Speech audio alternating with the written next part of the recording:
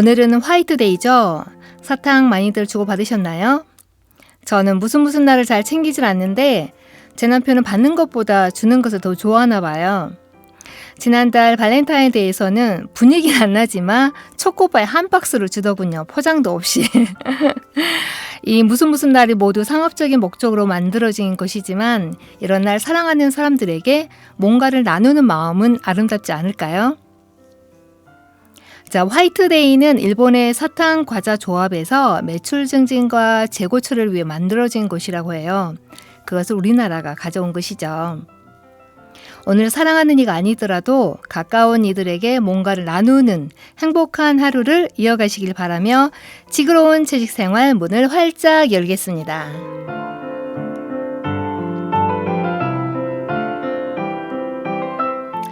안녕하세요. 지그러운 채식생활 진행자 진아입니다. 지그러운 채식생활은 기후변화 및 채식과 관련해 전문가나 활동가를 모시고 기후변화의 현주소와 실천 활동에 대해서 이야기를 나누는 코너입니다.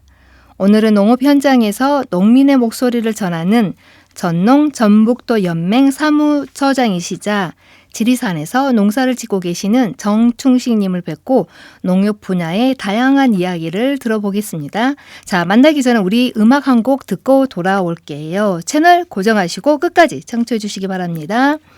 아이유의 봄, 사랑, 벚꽃 말고. 품이 좀 남는 밤새꽃 그 속에 나를 쏙 감추고 걸음을 재촉해 걸었어. 그런데 사람들 말이 너만 아직도 왜 그러니 그제서야 둘러본 네 어느새 봄이 손잡고 걸은 사람 하나 없는 내게 달콤한 봄바람이 너무해. 나만 빼고 다 사랑에 빠져봄 노래를 부르고 꽃잎이 피어나 눈앞에 살랑거려 다른 얘기가 듣고 싶어 한바탕 휩쓸고 지나가버린 오 봄 사랑 벚꽃 말고 봄 사랑 벚꽃 말고 봄 사랑 벚꽃 말고 봄 사랑 벚꽃 말고 손에 닿지도 않을 말로 나 꿈틀거리게 하지 마라. 맘먹고 밖에 나가도 막상 뭐 별거 있나? 손잡고 걸은 사람 하나 없는 내게 오 사랑 노래들이 너무해. 나만 빼고 다 사랑에 빠져봄 노래를 부르고 꽃잎이 피어나 눈앞에 살랑거려 다른 얘기가 듣고 싶어 한바탕 휩쓸고 지나가버린 봄 사랑 벚꽃 남들보다 더 말고 실한 사랑 노래 가사를 불러봐. 수많은 연인들 가운데 왜 나는 혼자만 똑같은 거리와 어제와 같은 옷차림. 난 제자리인데 왜 세상은 변한 것만 같지.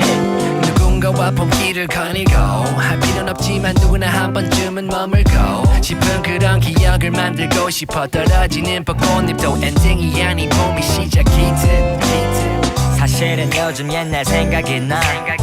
걷기만 해도 그리워지니까 다시 느낄 수 있나 궁금해지지만 And then you know what 나만 빼고 다 사랑에 빠져봄 노래를 부르고 꽃잎이 피어나 눈앞에 살랑거려 다른 얘기가 듣고 싶어 한바탕 휩쓸고 지나가버린 오 봄 사랑 벚꽃 말고 봄 사랑 벚꽃 말고 봄 사랑 벚꽃 말고 봄 사랑 벚꽃 말고 봄 사랑 벚꽃 말고. 네, 아이유의 봄, 사랑, 벚꽃 말고 들으셨습니다. 봄이 어느새 왔다고 느껴지는데 아직 봄을 시샘하는 참기운이 있는 목요일 오후. 여러분은 지금 전주 FM 93.5 지그러운 채식생활을 듣고 계십니다. 오늘 초대 손님을 만나 뵙도록 할 텐데요. 네, 안녕하세요. 네, 안녕하십니까. 네, 혹시 남원에서 지금 오시는 길인가요?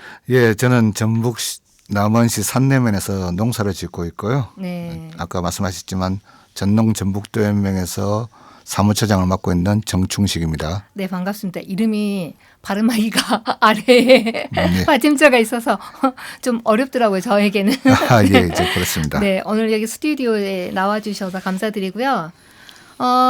이제 직접 농사를 짓고 계신다고 들었는데 어떤 작물을 키우고 계시나요? 그리고 얼마 동안 이 농업 활동을 하고 계신지 궁금하는데요. 예, 농사 짓는 면적은 거기가 산간 지방이라 평야지대와 달리 그렇게 농사 짓는 면적이 넓지가 않습니다. 약 한 3,000평 정도 농사를 짓고 있는데 대부분 이제 벼농사, 친환경 벼농사를 짓고 있습니다. 우리가 일반적으로 많이 알고 있는 우렁이 농법으로 농사를 짓고 있고요. 밭은 한 100여 평 텃밭 수준으로 짓고 있습니다. 농사 시작한 지는 한 16년 정도 됐습니다. 네, 많은 분들이 벼농사 지금 우렁이 농사를 짓는 분이 많으시더라고요. 얼마 전에 저희가 초대하신 손님도 우렁이 농사를 짓고 계시는데 우리가 먹는 쌀 대부분 이제 국내에서 소비가 되잖아요. 걱정 안 해도 될 것 같아요. 그런 농약, 그 과다 살포라든지 그렇죠? 아무래도 친환경 농사를 하신다는 분들 중에서는 아마 우렁이 농법이 많을 것 같고요. 네. 예전에는 오리 농법이라는 것도 있었는데 오리가 관리하기 아직 쉽지 않아서 이제 대부분 다 우렁이 농법으로 많이 넘어왔다고 봅니다. 네. 좋은 어떤 변화인 것 같아요. 우리 먹거리에 관련해서. 그러면 이제 벼농사를 지으신데 아마 대부분 이제 농사를 지으신 분들은 이제 중요한 게 우리가 씨 뿌린 만큼 거두는 게 중요하잖아요. 그렇다면 과거에 비해서 이제 요즘에 농사를 짓는데 좀 더 변화라는 게 이제 작황을 이제 말씀을 드릴 수가 있겠는데 어떠신가요? 좀 변화가 있나요? 뭐 요즘은 해마다 기후 조건이 많이 변하기 때문에 해마다 어떤 기준점을 잡기가 굉장히 어렵고요. 그리고 작황은 보통 이제 그 전에 생산량하고 올해 생산량을 비교해서 많이 얘기하는데 농민들은 보통은 3년 평균, 5년 평균 이렇게 해서 얘기를 많이 합니다. 저 개인적으로 보면 작년 같은 경우는 2022년하고 거의 비슷하게 수확한 것 같습니다.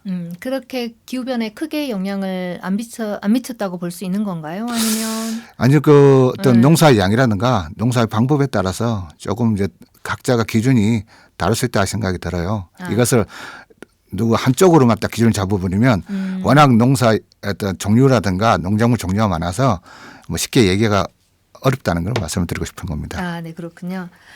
그리고 이제 그 기후변화로 인해서 사실은 이제 전 세계적으로 기후변화는 하나의 화두가 되고 있지 않습니까? 그래서 식량 안보에 집중하고 있는데 우리나라의 쌀 작업률, 우리가 이제 선생님께서 이제 생산하신 쌀 작업률과 우리 곡물 작업률 이제 나눠지잖아요. 곡물 작업률, 식량 작업률이 어떠한지 좀 궁금해요. 예, 지금 이제 통계청 발표가 이제 2023년 거는 아직 덜 나왔고요. 2020년 발표된 것까지 얘기한다면은 2022년 통계청 발표에 하면 우리나라 이제 쌀 작업률이 82.5% 정도 됩니다. 그리고 식량 작업률 모든 우리가 먹을 수 있는 것들 다 생산한 식량 작업률은 한 45% 정도. 그리고 곡물이 이제 여러 가지인데 쌀, 밀, 옥수수, 보리, 조 이렇게 포함해서 다 해도 20%가 좀 안 됩니다. 그리고 쌀을 제외하면 5%밖에 안 되는 그런 게 지금 현재 우리나라의 쌀 식량 생산량이라고 보시면 되겠습니다. 그러면 곡물 작업률은 5%밖에 안 된다는 얘기죠. 밀이나 옥수수 그런 걸 포함해서. 그리고 이제 식량 작업률은 봤을 때 45%라고 하셨는데 여기에 이제 쌀을 빼면 사실은 훨씬 더 우리나라의 식량 작업률은 더 낮아지는 거죠. 네, 그렇다고 볼 수 있습니다. 거의 우리가 먹는 먹거리의 80% 이상이 해외에서 우리가 수입해서 먹는 거라고 얘기를 들었어요. 네. 그런데 우리 정부는 그러면 이러한 그 작업률을 늘리기 위해서 어떤 특별한 대책이라든지 농업의 현장에서 이루어지고 있는 건가요? 글쎄요, 지금 현재 뭐 이렇게 초반부터 이렇게 정부와 무슨 대책을 가지고 있냐 얘기하면은 굉장히 얘기가 굉장히 길어지고 네. 네, 그럴 것 같아요. 그래서 좀 네. 차근차근 이제 얘기했으면 좋겠고 이제 네. 말씀드리고 싶은 거는 네. 우리가 이제 일반적으로 이제 집에서 밥상에 반찬이 있을 거 아니에요. 네. 만약 반찬이 5가지 정도 있다. 밥하고 국이 있고 반찬 5개 있다 그러면 밥을 제외한 반찬 5가지 중에 4가지는 국내산이 아니라 외국산이라 보시면 됩니다. 그렇게 하면 좀 더 빨리 좀 체득이 될까요? 네네. 예. 그리고 우리가 먹는 뭐 과자, 특히 과자라든가 식용유 이런 거에 대해서는 옥수수가 대부분 많이 들어가거든요. 네. 옥수수 같은 경우는 한 1.2%가 이제 우리나라에서 자체 생산량이니까 한 98% 9% 정도가 수입한다고 보시면 되고요. 다 애국산이 되는 거죠. 예. 네. 그리고 우리가 가장 많이 먹는 과자라든가 뭐 라면 같은 거 이렇게 들어가는 밀가루도 역시 뭐 생산량이 1%가 채 안 되니까 네. 거의 다 수입한다고 보시면 되겠습니다. 네, 그렇죠. 예. 그러면 선진국들은 어떤가요? 선진국들은 식량 자급률 정도가 어느 정도 되나요? 우리가 선진국이라면 뭐 여러 가지 나라가 있잖아요. 미국도 있고 캐나다도 있고 호주도 있고 뭐 국민소득이 우리보다 높은 나라들 보통 네. 선진국이라고 얘기하잖아요.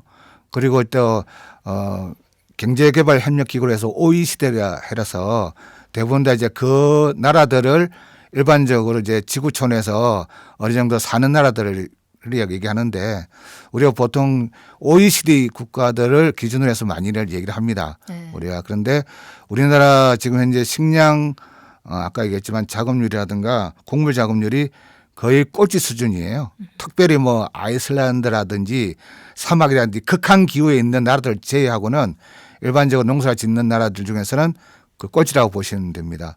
그리고 우리가 선진국 하는데 선진국들이 나라가 잘 살아서 돈이 많아서 농사를 장려하는 게 아니라 이미 오래전부터 농업을 튼튼히 해왔고 그 바탕 속에서 선진국이 되었다고 보시면 되겠습니다. 예를 들면 우리가 잘 아는 미국이나 프랑스나 독일이나 마찬가지입니다. 예외 없이 그 나라들은 곡물 자급률이 최소 120, 30%에서 많게는 한 200여 % 됩니다.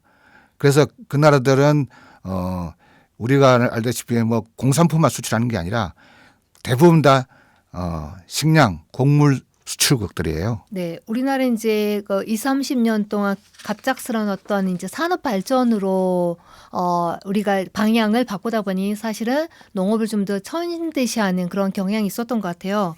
얼마 전에 말씀해 주시는 게 보면은 그 프랑스 파리에서 어떤 농민들이 트랙터를 수천 대를 동원해서 고속도로를 점령한 고속도로를 막는 어떤 그런 시위가 있었는데 어떤 일이 있었는지 말씀해 줄 수 있을까요? 아까 조금 전에 말씀드렸다시피 프랑스가 굉장히 농업 선진국이에요.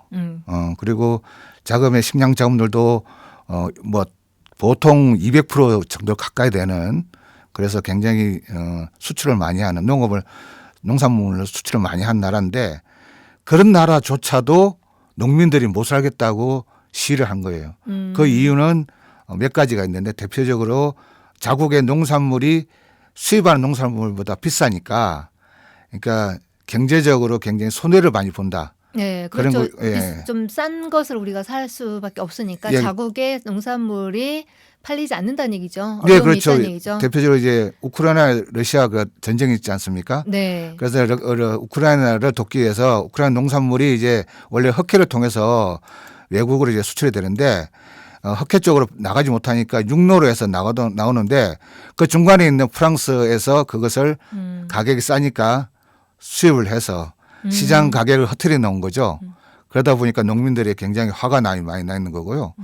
그리고 또 대표적으로 지금 이제 우리가 기후이기 때문에 화석연료 네. 쉽게 말해서 트랙터에 쓰는 거라든가 트럭에 쓰는 어떤 기름 같은 것도 경유를 대부분 많이 쓰고 있는데 이게 대한 보조금을 줄여 나가겠다. 그런데 보조금을 줄여 나가는 것도 이해는 되는데 너무 급격하게 많이 줄여 나가 보니까 경제적으로 굉장히 이제 부담이 되는 네. 그런 것도 있고요. 그리고 이제 돌아가면서 휴경지를 장려해요. 네. 내 땅에 한 2% 뭐 이렇게 정도로 휴경지를 하는데 이것도 높이라고 이제 요구하는 거예요. EU에서. 그러다 보니까 여기엔 대책도 없이 높이라고 하니까 여기에 대한 또 불만, 이렇게 다양한 어떤 급변하는 어떤 농업 환경의 불만이 섞여서 농민들이 일어나서 파리를 고립화시키는 그런 어떤 시위를 했던 것입니다. 그 휴경지를 확대하는 이유는 예를 들어서 지금 우리 농업에서도 온실가스가 나오잖아요. 그러니까 좀 더 그 온실가스를 줄이기 위한 하나 방법으로 휴경지를 확대하는 것인가요? 근데 그 방법 중에 하나인데 그것이 네. 사실 대안은 되지는 않는다고 생각하는데 네. 나중에 다시 한번 말씀을 드릴 기회가 있겠지만은 어쨌든 그런 휴경지가 이렇게 해서 탄소를 배출할 수 있는 조건들을 그러니까 농지가 있다면 그 농지에 대해서는 이제 휴경을 장려하는 그런 정책들이 있다는 거죠. 예. 그러면 이제 같은 이제 농민으로서 프랑스의 농민들이 시위하는 걸 보시고 아마 지금 사무처장님이시니까 농민들의 목소리를 대변하고 계시잖아요. 네, 그렇습니다. 그 시위 현장을 보시고 어떤 느낌이 드셨어요? 좀 아이러니하게도 네. 저는 시위 현장을 보면서 굉장히 부러웠어요. 부러웠어요. 그것도 어떤 면에서요? 보통 부러운 게 아니라 무지무지하게 부러웠습니다. 궁금한데요. 왜 그럴까요? 예를 들면은 네. 우리나라 같은 저희도 뭐 내일도 우리가 또 전주시청 앞에서 시위를 하려고 준비를 하고 있는데 네. 우리나라 같으면 이제 도로를 막는다든가 특히나 대도시나 수도를 들어가는 주요 도로 그리고 고속도로를 막는다 그러면은 아마 묻지도 따지도 않고 아마 연행했을 거예요. 그리고 이제 우선 소비자들 우리가 지금 농민이 지금 이제 쌀 우리가 먹고 있는 소비자잖아요. 그래서 소비자가 농민들의 혜택을 보고 있는데도 불구하고 아마 불편하다는 이유로 민원을 넣지 않을까라는 그런 생각이 드는데. 아마 그것도 당연하겠죠. 네. 그런데 이제 프랑스가 우리나라가 좀 다른 게 그 시위가 다양한 시위들이 프랑스는 특히나 많아요. 뭐 많죠. 공무원들 시위도 있고 네. 항공철도 시위도 있고 막 뉴스 보면 자주 나오긴 합니다만은 그 국민들의 의식이 딱 그거예요. 나도 언젠가는 시위를 할 수가 있다. 그쵸. 나도 언젠가 정부라든가 네. 관공서를 대항해서 나도 뭔가 목소리를 높여야 될 때가 있다. 그때 내 편이 돼줄 사람이 누구냐. 내 옆에 그렇죠. 있는 국민들이고 나의 사회의 가치 구성원들이다 생각하고 그러면 다른 쪽에서 다른 사회 구성원이 어떤 시위를 한다 하면은 그 시위의 목적, 그 이유 그리고 앞으로 뭘 지향하면서 저렇게 하는지에 대해서 귀를 기울이고 공감된다 그러면 자기의 불편함을 참고 인정해 준다는 거죠. 그걸 이해해 준다는 거죠. 근데 그것을 또 언론이 잘 또 그것을 실어서 또 국민들한테 알리는 건데 사실 우리나라 지금 현재 주요 일간지라들 보면은 어떤 국민들 아니면 그 우리 서민들의 편이라기보다는 정부나 권력자들의 편인 것 같아요. 그러니까 언론의 역할도 참 중요하다. 이런 걸 보면서 시위하는 사람들도 그렇게 할 수 있는 조건도 참 부럽고 또 그런 인식을 가진 국민들도 부럽고 그리고 언론 상황도 좀 부럽다. 하여튼 좀 이번 프랑스 시위를 보면서 대한민국 시위도 조금 대한 국민들도 조금 더 그런 걸 좀 같이 보면서 좀 공감을 했으면 좋겠다. 이런 생각을 합니다. 그런 측면에서 전주 공동체 라디오 FM 93.5가 의미가 있지 않을까요? 당연히 있죠. 그래서 또 농민들의 목소리를 듣기 위해서 또 제가 이 자리를 마련했고요. 예, 감사합니다. 네.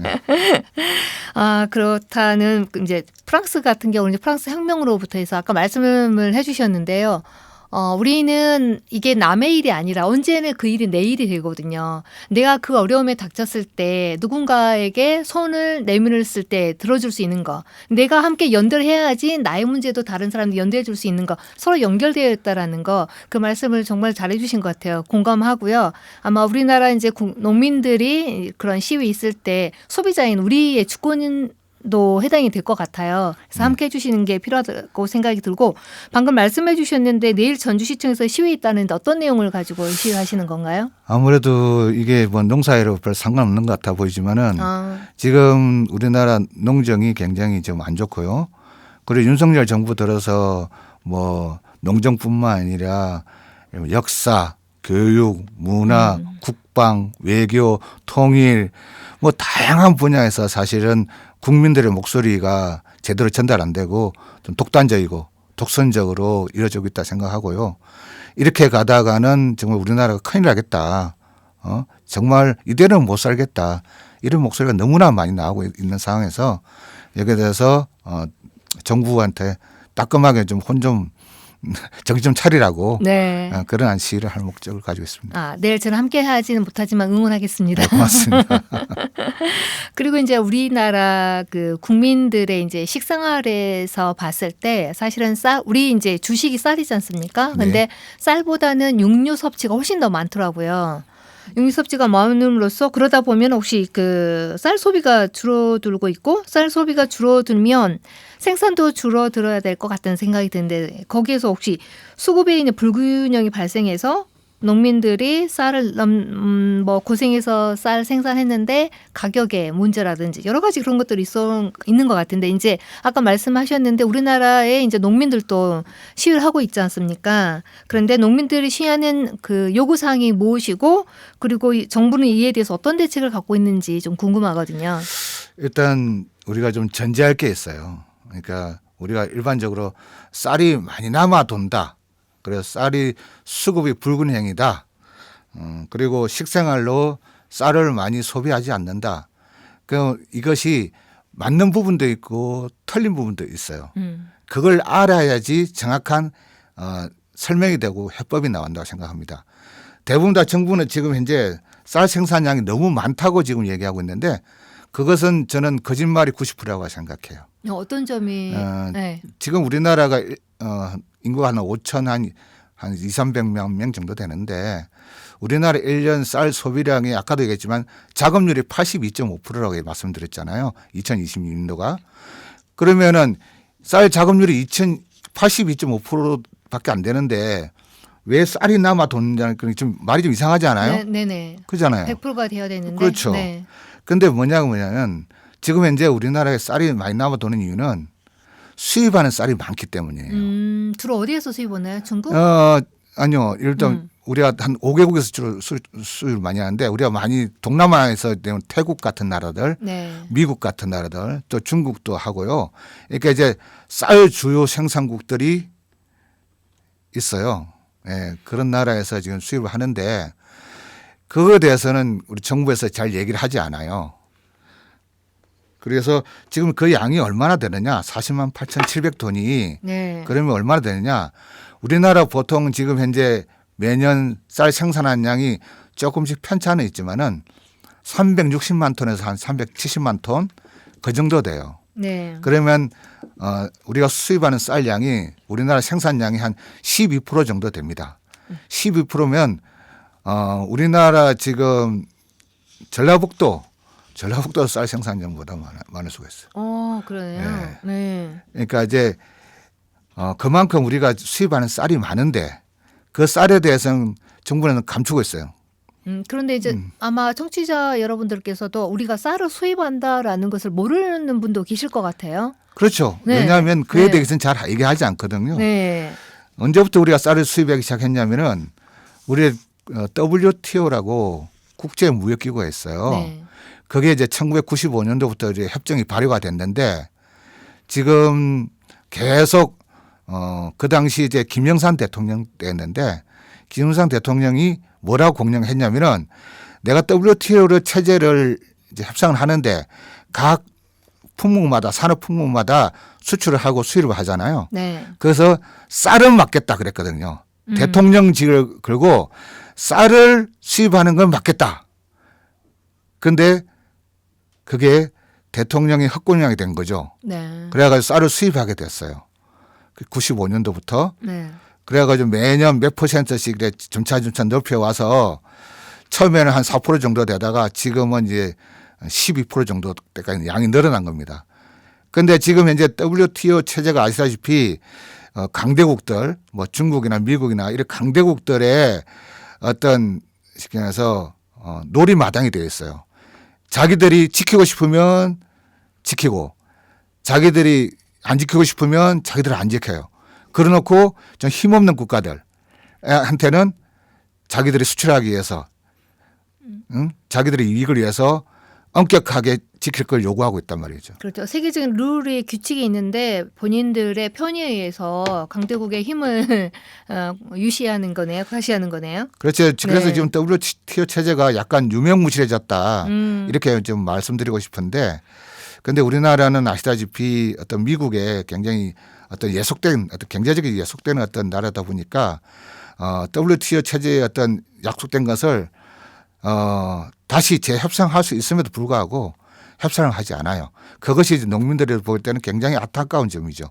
이렇게 많은 양을 수입하면서 왜 미국이 FTA의 어떤 재협상을 하자 그러면 금방 하는데 왜 우리나라가 이렇게 국민들이 요구하는 그 사항에 대해서는 수입하지 다시 협상하지 않는지 참 안타까울 뿐입니다. 그러니까 농업 부분에 있어서 그 FTO에 재협상을 하지 않는 이유는 그렇게 되다 보면은 다른 산업 부분에서 밀리게 되니까 정책이 그 농업이 제 우선순위가 아니다 보니까 그러는 거 아닌가요? 그렇죠. 정부는 아까 말씀드렸듯이 FTA 시작할 때부터 각 나라들의 어떤 협상할 때부터 이 농업을 가장 먼저 내줬어요.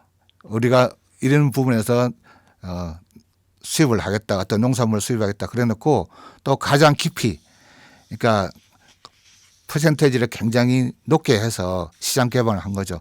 그러면 다른 산업들 같은 우리가 대표적으로 많이 얘기하는 자동차, 네. 전자, 그다음에 또 뭐 철강, 조선, 우리나라가 자랑하는 그런 물품들이 수출 물품들 있잖아요.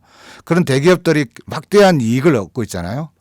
그러면 그 정부가 그 대기업들이 막대한 이익을 얻으면서 주머니에 두둑해지면은 그 주머니에 두둑해진 것을 그래서 노동자들이라든가 농민이라든지 사회 네. 그러니까 환원이 될 것이다 이렇게 말합니다. 그걸 일반적으로 우리는 낙수 효과라고 얘기하는데요. 낙수 효과가 어떤 거냐면은 우리가 유리잔을 밑에는 5개, 위에는 그다음에 3개, 1개 이렇게 놓고 제일 위에 물에 딱 부으면은 넘치잖아요. 제일 위에 잔이. 그다음에 3개로 또 넘치고 그다음에 5개로 넘치고 이렇게 되잖아요. 그게 이제 낙수 효과를 말하는데 근데 문제는 뭐냐면은 그게 이론적으로는 어떤 참 아름다워 보이지만 네. 현실적으로는 잘 이루어지지 않는다는 게 문제예요. 왜냐하면은 유리잔에서 물을 부으면 고정된 딱딱한 유리잔은 물이 흘러 넘쳐요. 쉽게. 네. 그런데 대기업이라든가 자본은 자기가 수익을 얻으면은 그것을 뱉고 자기 배만 넓히는 거죠. 절대 안 내놓는 거죠. 그렇죠. 유리같이 네. 딱 유리같이 흘러 넘치게 놔두는 게 아니라 계속 배를 불려요. 자기 배만 불리죠. 내 주머니에 들어오면 안 나간다. 그렇죠. 그래서 이런 어떤 낙수 효과는 사실 미국의 대통령조차 이건 낙수 효과는 그냥 이론적인 어떤 증거지 현실적으로는 이루어지지 않는다. 그래서 오히려 대기업이라든가 대기업 총수한테 세금을 더 많이 걷는 정책을 펼치는 이유가 거린 이유가 있기 때문입니다. 그렇죠. 예. 예를 들어서 많이 번 만큼 왜냐하면 어떤 기업이든 개인이든 내가 돈을 벌 때는 나 혼자 버는 게 아니고 누군가의 어떤 도움으로 내가 취하는 거잖아요. 그럼 나눠야죠, 다시. 왜냐하면 다른 어떤 농민이 없으면 사실은 우리 그 소비자인 우리 국민들도 먹을 수 없는 거고 기업도 마찬가지로 소비자가 없으면 기업이 존재하지 않잖아요. 그렇죠. 그러니까 서로 함께 사는 어떤 그런 사회로 가야 하고 또 어떨 때는 정부가 그런 역할을 중간자 역할을 해줘야 되는 게 정부의 몫이긴 한데 요즘의 정부는 그런 게 아니라 어떤 힘이 있는 어떤 권력 기득권에게 더 손을 들어주는 것 같아서 많이 안타깝습니다. 예, 그러니까 우리가 이제 네. 편향적이라 얘기하잖아요. 네네. 한쪽에 너무 힘을 실어주고 한쪽의 이익만 너무 지지해주고 지키려고 해주는 그런 어떤 현재 정부의 어떤 정책이 좀 바뀌어야 된다는 거죠. 네. 저희도 농민들도 기업들이 이익을 많이 얻는 것에 대해서 반대하지 않습니다. 반대하지 않는데 그러면 아까 얘기했지만 사회에서 얻는 이익 그리고 무역으로서 얻는 이익을 기업만이 가지는 게 아니다. 어떻게 보면 공공재 같은 그런 것이다 저는 보거든요. 네. 그런 성격도 어느 정도 있다 생각해요. 그러면 그에 합당한 어떤 사회적 이익을 우리 국민들이 모두가 누릴 수 있는 그런 쪽으로 나가야 된다. 그런 의미로 말씀드리는 겁니다. 그렇죠. 이제 농업의 문제는 농민만의 문제가 아닌 사실은 우리 모두의 문제이기 때문에 모두가 관심을 가져야 할 부분이고요. 이제 농사는 뭐니 이제 기후하고 아주 밀접한 관계가 있잖아요. 그래서 아마 많은 분들이 올 겨울부터 해서 지금까지 어떤 농산물 가격의 상승으로 인해서 많이 힘들어 하시는데 특별히 이제 어떻게 기후 변화가 농업에 영향을 미치는지 좀 그 피부적으로 사람들이 왜냐하면 도시에 살고 있으면 슈퍼에 가면은 우리가 원하는 물건들을 살 수 있기 때문에 그 기후 변화에 대한 체감이 농업 현장에서 느끼는 농민들과는 굉장히 다를 것 같다는 생각이 들거든요. 그러니까 직접 농사를 짓고 계시니까 그 현장에 기후 변화로서 일어나는 일들이 어떠한지 좀 실감 나는 얘기, 그렇죠. 가슴에 닿아오는 얘기를 좀 해주시면 좋을 것 같아요. 우리가 이제 기후라는 거에 대해서 그냥 우리가 이제 착각하고 있는 게 하나가 기상하고 기후인데요. 기상은 매일매일 그냥 날씨 그러니까 기상이라고 한다면 기후는 어떻게 보면 오랫동안 어떤 기상이 누적돼 가지고 변하는 흐름을 얘기하는데 사실 겨울 되면 날이 추우면은 그냥 따뜻한 옷을 입으면 됩니다. 도시민들은. 네. 근데 사람도 마찬가지고요. 근데 우리 어떤 작물들은 농작물들이라든가 동물들이나 식물들은 그렇게 할 수가 없잖아요. 그러면 그 작물이 잘 자라는 기후 조건에 맞는 기후나 습도나 온도가 다 있을 거란 말이죠. 그것을 지켜줘야 된다는 건데 인간의 문명의 어떤 발달이라든가 화석연료의 사용에 의해서 그런 온도라든가 습도라든가 외부적인 어떤 영향이 급격하게 변한 거죠. 그러니까 그것에 대해서 농산물이 견디지 못하는 거죠. 그게 첫 번째고요. 그리고 우리가 기후위기의 대표적인 걸 또 예를 든다면은 요 근래 비가 많이 왔으니까 비를 한번 예를 들어볼게요. 네. 우리가 겨울 되면 예전 같으면 우리가 뭐 기성세대 40, 50대 이상들은 다 초등학교 때 우리 그때는 국민학교를 많이 얘기했는데 초등학교 때 배웠을 거예요. 겨울 되면 3일은 춥다가 4일은 따뜻한 4만 4원. 네. 그리고 봄 되면은 낮이 좀 건조해지면서 농사 짓기 좋게 환경이 바뀌고 또 6, 7월 되면은 이제 비라든지 장마가 네. 이제 시작돼 가지고 이제 쉽게 말해서 강이라든가 물이 많이 넘치고 또 이제 여름 지나면서 가을 초까지는 이제 태풍이 오고 막 이렇게 약간 일정한 패턴이라는 게 있었잖아요. 그래가지고 그걸 이제 당연하듯이 책의 교과서에도 나오고 그것을 배웠습니다. 근데 올겨울만 해도 그렇잖아요. 2월 달에 비가 한 일주일 이상 계속 내렸을 거예요. 네네 맞아요. 그리고 비뿐만 아니라 하늘도 굉장히 흐린 날이 많아가지고 사실 2월 달에 해를 본 날이 아마 며칠 안 될 겁니다. 네. 그러면 비도 많이 오고 이렇게 흐린 날이 많은 게 일반적인 겨울은 아니거든요.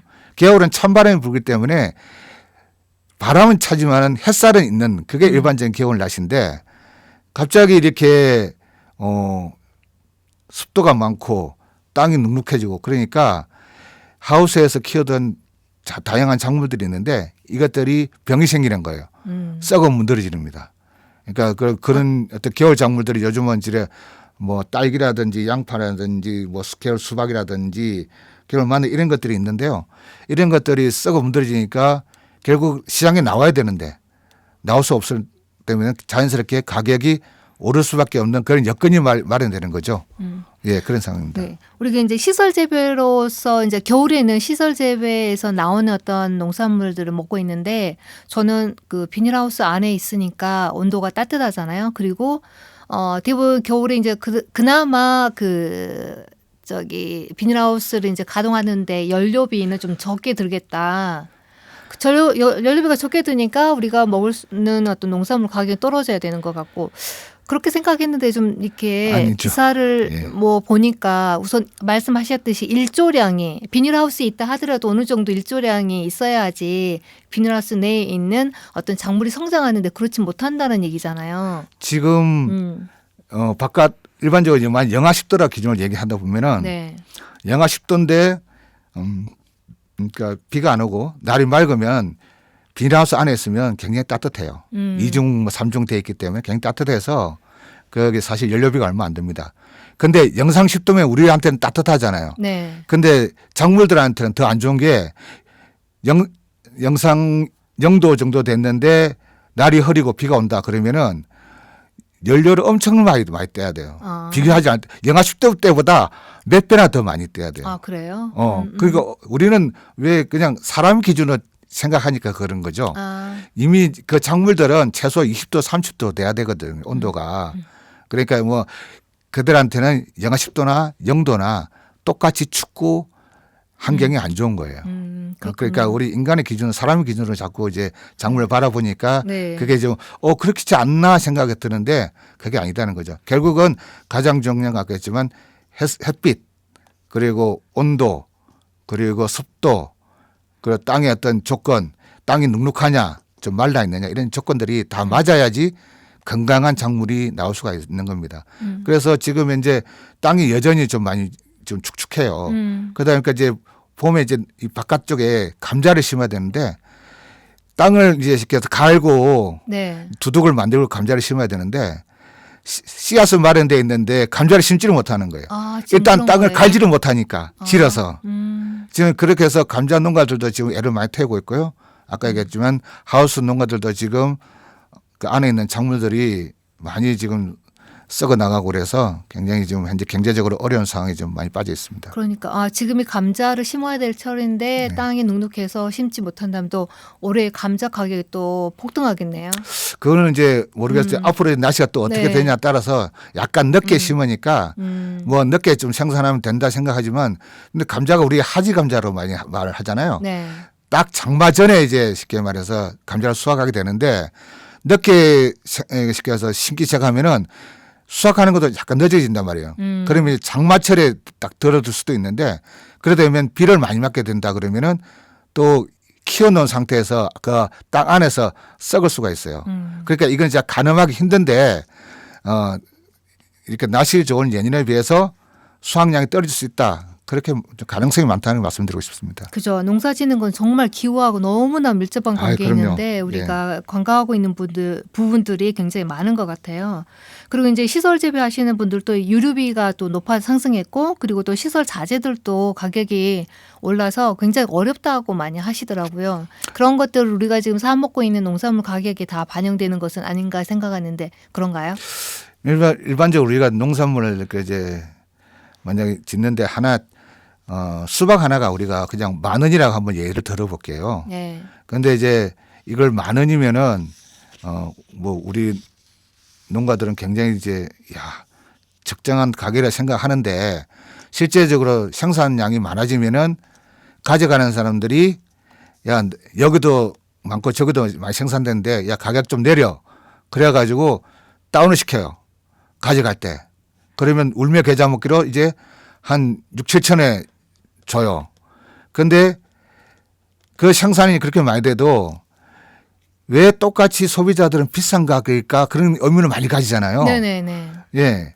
그거는 그 중간 유통 단계가 너무 많기 때문이에요. 그 현장에서 농산물을 수집하는 중간상이 있어요. 그 사람이 이제 대규모 또 중간상으로 가. 그 대규모 중간상이 또 대규모 유통업자한테 넘기고 유통업자가 또 시장 도매업자한테 넘겨요. 시장 도매업자는 또 도매업자, 소매업자한테 넘겨요. 그러니까 농민으로부터 소비자한테 가는 단계가 최소 6, 7단계가 이루어지는 거죠.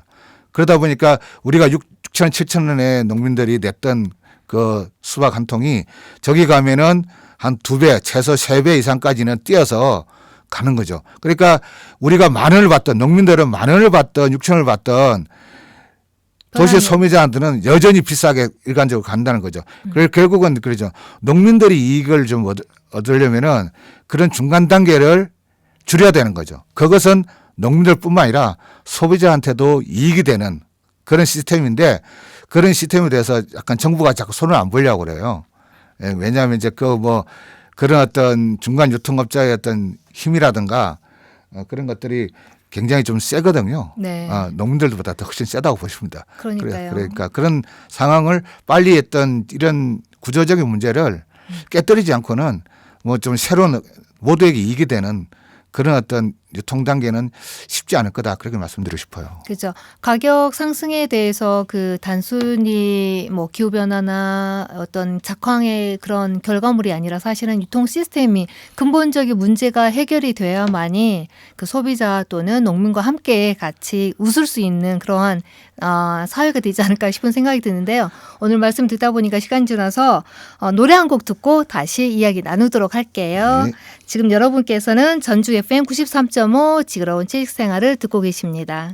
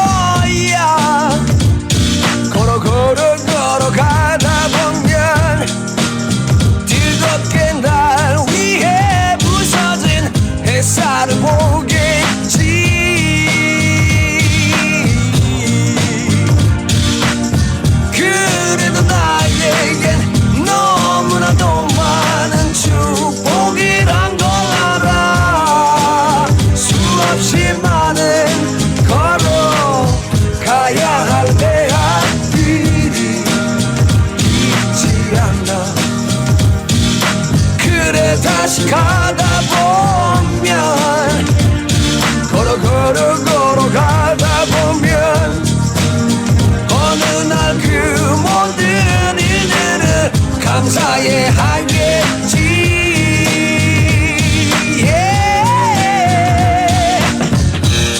보이지도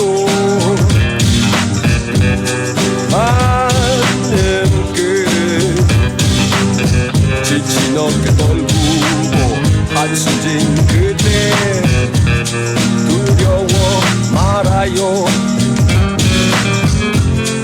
거꾸로 밤을 거슬러 오르는 저 힘찬 연어들처럼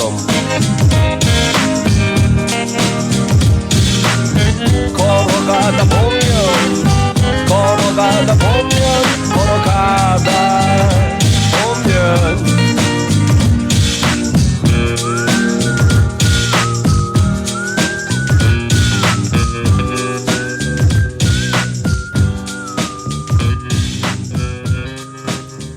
강산에 거꾸로 강을 거슬러 오르는 저 힘찬 연어들처럼 들으셨습니다. 다음 질문으로 우리가 계속 이야기 나눠볼 텐데요.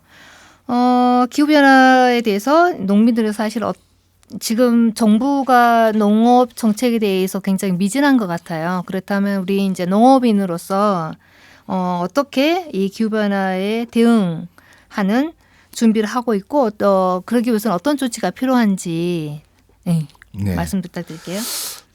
이거는 이제 기후변화하고 별로 상관없는 얘기인데 한 가지 짚고 넘어가자면은 저는 농업인이라는 단어를 별로 안 좋아합니다. 사실. 아, 네. 저희는 농민이라 불리기를 좋아하고 네. 또 다른 농사 짓는 분들한테 역시나 농민이라 부릅니다. 저 여쭤볼게요. 우리가 이제 저도 참 그 단어 정의에 대해서 조금 잘 모르겠는데 우리가 농업인이란 단어를 어디서 쓰기도 하고 농부란 단어를 쓰기도 하고 농민이란 단어를 쓰잖아요. 근데 뭐 다른가요? 아무래도 이제 우리가 예전부터 불러왔던 건 이제 주로 농민이에요. 네. 헌법에도 이제 농민이라 나와 있고요. 네. 근데 이제 이걸 이제 우리가 산업이 발달하면 할수록 이제 세분화시키다 보니까 공업인 뭐 이렇게 하다 보니까 농업인 이렇게 좀 같이 이제 지칭을 하고 있는데 이것은 어떤 경제적인 어떤 산업적인 어떤 그런 용어고요. 저희들은 이제 오래전부터 이제 식량을 갖고 왔고 그런 어떤 자부심이라든가 그리고 농촌에서 식량 생산하면서 각종 문화까지 다 담보할 수 있는 그런 어떤 의미도 있고 그래서 우리는 이제 농민이라는 어떤 단어를 지금 제가 운동하는 단체도 농민인데 그래서 다른 단체는 농업인 이렇게 많이 쓰고 뭐 농업인의 날도 이렇게 다 지정되어 있습니다만은 그런 어떤 가치적인 어떤 면에서 좀 활동하다 보니까 농민이란 써주기를 좀 부탁드리는 거고요. 네, 잘 알겠습니다. 죄송합니다. 아닙니다. 왜냐하면 제가 몰라서. 네. 기후 변화에 대해서 사실은 농민들도 이런 좀 굉장히 위기감을 많이 느끼고 뭔가 지금과 달라져야 된다는 것에 대해서 굉장히 실감하고 있어요. 그래서 지금 현재는 우리나라 이제 유기농업 하는 사람들, 우리가 일반적으로 말하는 친환경 농업 하는 사람들은 대부분 다 이제 화석연료에서 나오는 것들을 쓰지 않으려고 노력하고 있어요. 비료라든지 농약이라든지 제초제들이라는 게 대표적으로 이제 화석연료에서 추출해서 그걸 이제 만드는 어떤 물품이거든요. 이것들이 지금 현재 생산력을 높이기는 해요. 그리고 그렇기 때문에 이제 농지가 좀 줄어들고 있으면서도 그것을 어떻게 보면 극악 처방하듯이 하면서 계속 생산량을 유지해 오든가 좀 키워오는 사실입니다. 그런데 이제 그런 시대가 이제 그만해야 된다는 거잖아요. 기후위기 시대는. 네. 그러니까 석유를 추출하고 석탄을 추출해서 환경을 파괴하고 그런 어떤 인간을 위한 문명 시스템을 여기서 멈춰야 된다는 거잖아요. 거기에서 사실은 농업도 큰 일조를 해야 된다고 생각하고요. 우리가 기후위기에 하는 탄소가 농사 짓고 농산물 유통하는데 들어가는 비율이 우리나라 같은 경우 한 15% 정도로 봅니다. 네. 전문가들이. 근데 어떤 나라에 따라서는 뭐 30 몇 프로까지 보긴 해요. 나라가 넓다든가 이동 경로가 유통 단계가 많은 나라들이라든가 보관을 어떤 하는 어떤 방식에 따라서. 그런데 우리나라 예를 들면 한 15% 정도로 본다면은 여기서 직접적으로 농산물, 그러니까 우리가 벼농사라든가 벼농사에서 우리 탄소가 많이 배출된다 하거든요. 네. 그것도 얼마 정도 되냐 한 3% 정도 봐요. 그러면 농사를 짓는 것이 그러면 탄소 배출에 아주 중요한 요인이냐? 탄소를 배출은 하지만은 탄소를 흡수하는 게 훨씬 더 많은 게 농사입니다. 이게 농업이에요. 우리 벼농사도 마찬가지죠.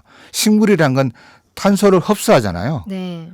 그렇기 때문에 땅을 그냥 놔두는 것보다 농사를 짓는 것이 탄소 흡수량이 많다. 그리고 뭐 나무를 심다든가 그것도 하나 방편이라 하겠죠. 그래서 들어가는 화석연료를 기초하는 그런 농자재를 줄이고 그리고 친환경 하는 농사를 확대하고 그런 방향으로 나가야 되는 것은 동감을 합니다. 그런데 중요한 조건이 있어요. 그런 농사를 지을 때 농민들이 먹고 살아야 되잖아요. 네. 우리나라 같은 경우는 내가 친환경 농사 물품을 짓든가 일반적으로 화석연료를 해서 짓는 농산물을 도매시장 가져가잖아요. 친환경이 비싼 게 아니라 더 싸요. 가격을 안 쳐줘요. 왜? 모양과 색깔 이런 거를 기준으로 해서. 그러니까 소비자적인 어떤 경제적인 시각으로 농산물을 바라보기 때문에 오히려 수익이 더 적은 거예요. 그런데 유럽이라든가 이런 나라들은 잘 안 그러거든요.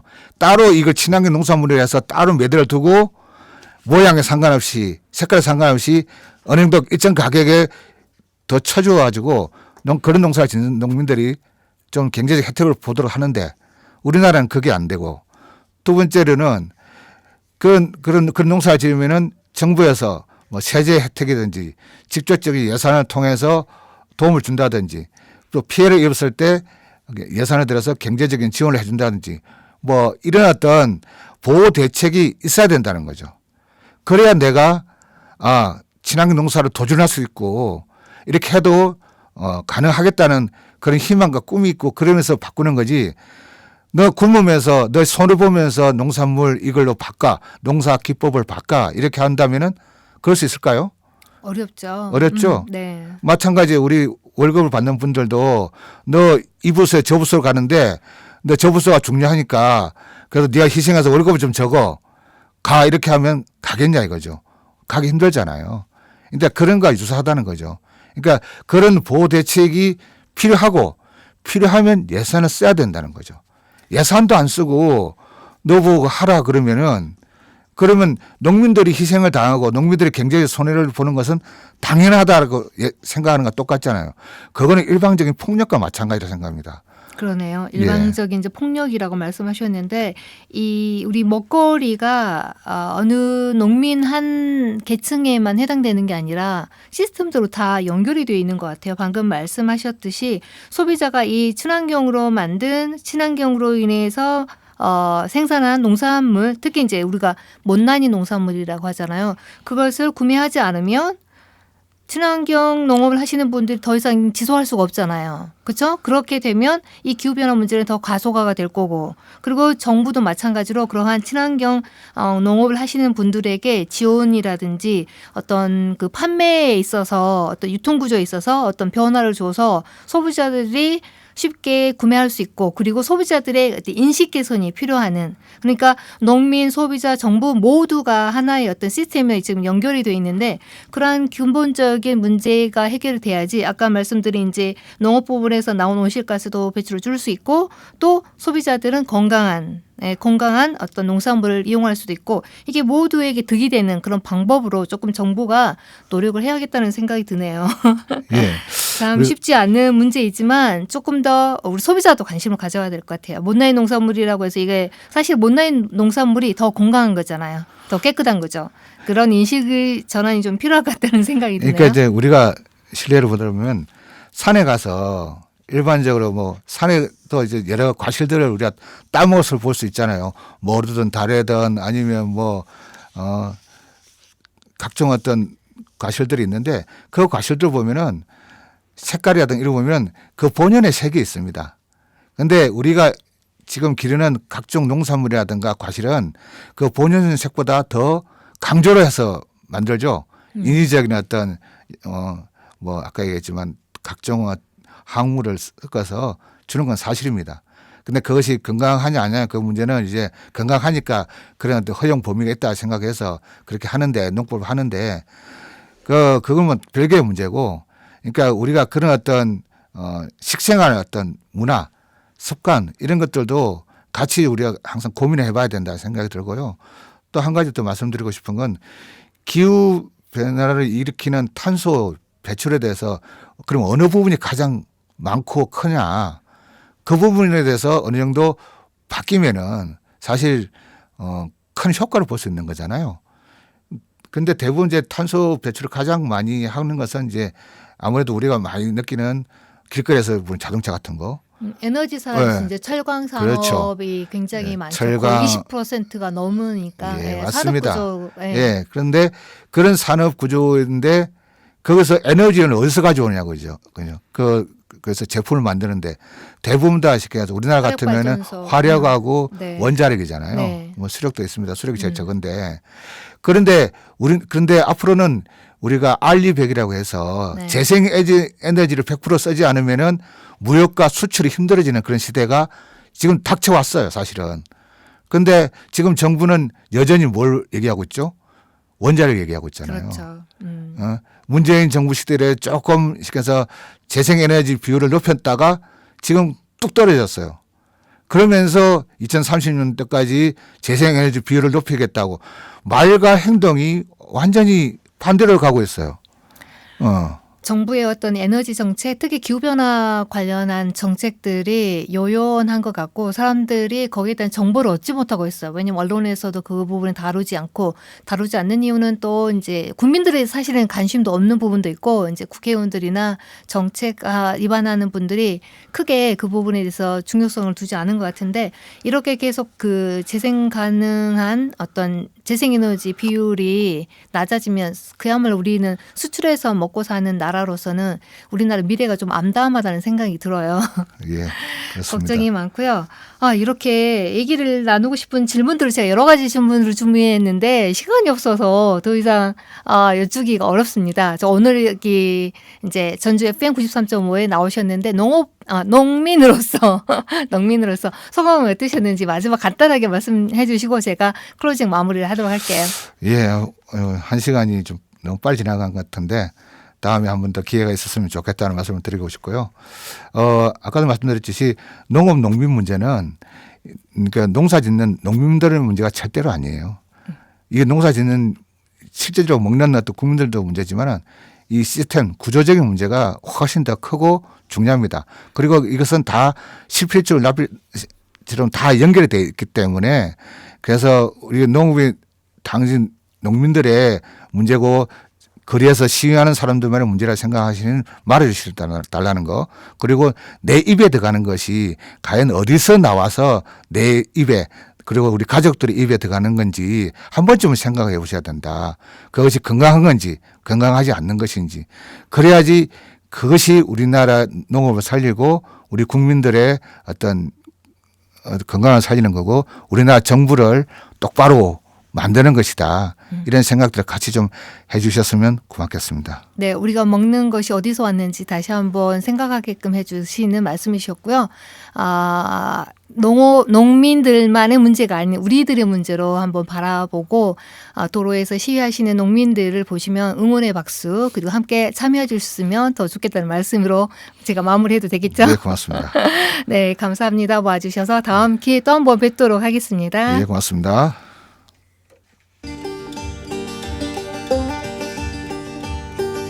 Well, I'm gonna get through this world the best I can if I can. And I'm gonna get through this world, and I think I can.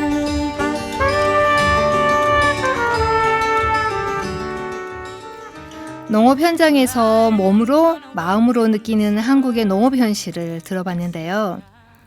기후변화로 인해서 먹거리 안보에 위협이 있는 가운데 대한민국 정부의 식량 안보 정책은 농민의 기대와는 굉장히 멀어 보입니다.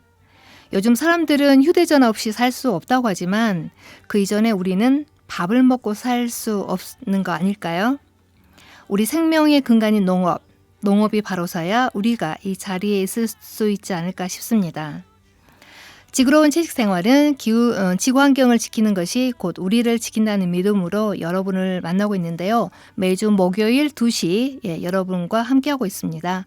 본방이고요. 제 방은 일요일 2시에 여러분을 찾아뵙고 있으니 이 시간 꼭 놓치지 마시고 들어주셨으면 감사하겠습니다. 다음 주에도 더 유익한 방송으로 돌아올게요. 지구로운 채식생활 진행자 진아였습니다.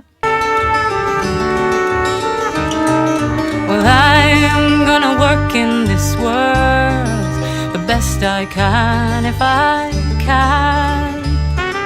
And I'm gonna work in this world, and I think I can. And I think I can.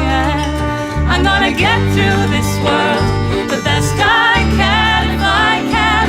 I'm gonna work in this world the best I can if I can. I'm gonna get through this world the best I can.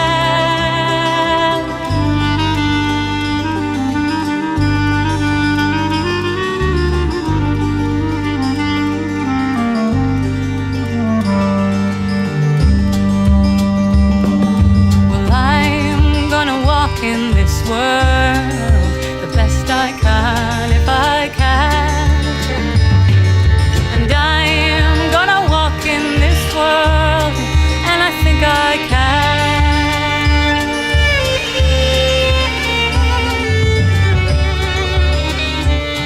I am gonna talk in this world